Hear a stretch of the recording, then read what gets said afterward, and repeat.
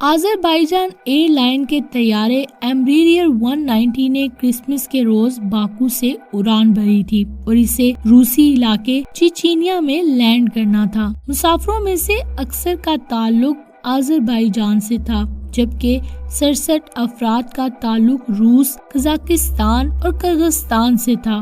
حادثے میں بچ جانے والے 2 مسافروں نے روس کی سرکاری خبر رساں ادارے RT کو یہ بتایا کہ جب پائلٹس نے گروزنی میں لینڈنگ کی کوشش کی تو اس دوران انہوں نے ایک دھماکے کی آواز سنی تھی۔ حادثے میں بچ جانے والے ایک مسافر کا کہنا ہے کہ پائلٹس نے 3 مرتبہ گروزنی میں لینڈ کرنے کی کوشش کی اور تیسری کوشش میں ایک دھماکے کی آواز آئی تھی۔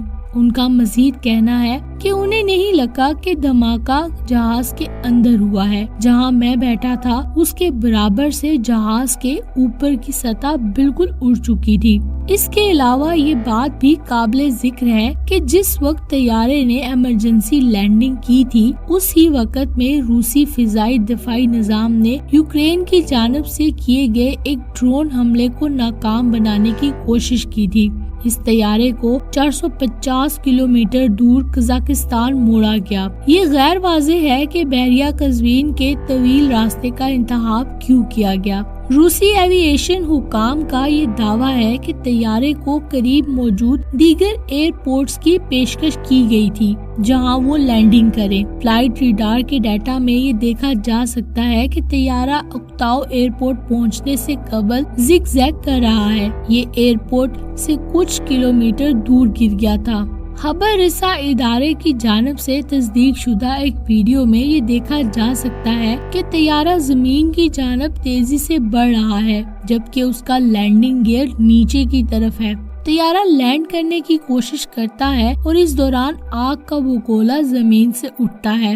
حکام کے مطابق طیارے پر 62 مسافروں کے علاوہ عملے کے 5 اراکین سوار تھے۔ طیارے پر سوار بیشتر مسافروں کا تعلق آذربائیجان سے ہے۔ سوشل میڈیا پر گردش کرنے والی ویڈیوز میں یہ دیکھا جا سکتا ہے کہ اس حادثے کے نتیجے میں زخمی ہونے والے مسافر ملبے سے رینگتے ہوئے باہر آ رہے ہیں۔ کچھ کے جسموں پر واضح زخم بھی دکھائی دے رہے ہیں۔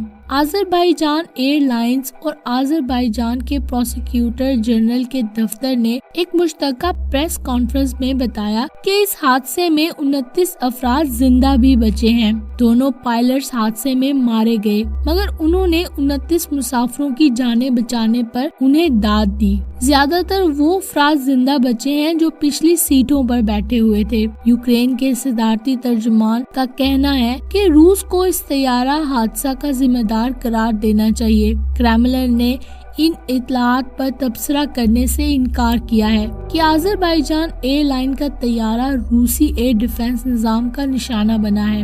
اس کے علاوہ ویب سائٹ نے یہ دعویٰ کیا ہے کہ روسی الیکٹرانک جنگی نظام کی مداخلت کے نتیجے میں آذربائیجان کے طیارے کا مواصلاتی نظام مکمل طور پر مفلوج ہو گیا تھا۔ تاہم ویب سائٹ پر یہ بھی کہا گیا کہ مسافر طیارے پر حملہ جان بوجھ کر نہیں کیا گیا۔ تاہم اس وقت روسی فضائی دفاعی نظام یوکرین کے ڈرونز کو نشانہ بنانے کی کوشش کر رہا تھا اور حادثاتی طور پر آذربائیجان ایئر لائن اس کا نشانہ بن گیا۔ حادثے کی تحقیقات کے لیے بنائی گئی کمیٹی کا کہنا ہے کہ مرنے والوں کی شناخت کے لیے کوششیں کی جا رہی ہیں اور لواحقین کے DNA کے نمونے لیے گئے ہیں تاکہ ہلاک ہونے والوں کی شناخت ممکن ہو سکے۔ تفتیش کاروں کو جائے حادثہ کے نزدیک سے طیارے کا بلیک باکس بھی مل چکا ہے اور مزید کارروائی کو یقیناً آگے بڑھایا جائے گا۔